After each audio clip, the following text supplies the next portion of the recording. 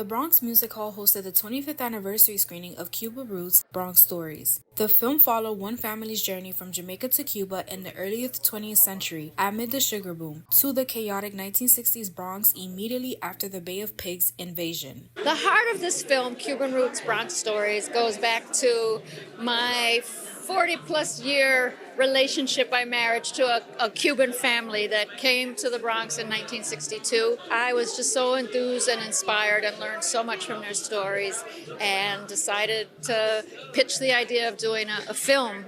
And so we did that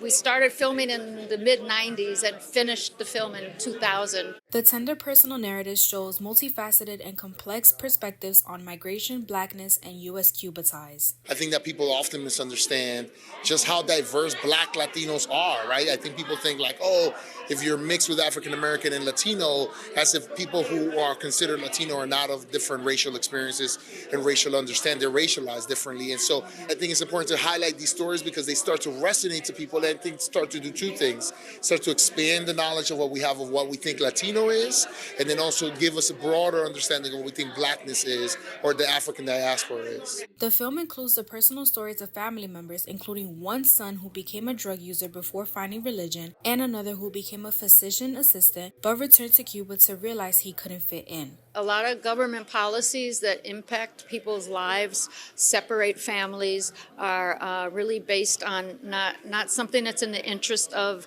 people, but in the interest of politicians. The lesson of this is immigrants should be honored. We should all be welcomed and resist. Despite the fact that this film was released 25 years ago, the theme it explores are still relevant and discussed today. The value of intergenerational storytelling and preservation of maintaining Black narratives and histories. This is my story. Like literally, the Foster's story, hearing it and watching the documentary, this is my story.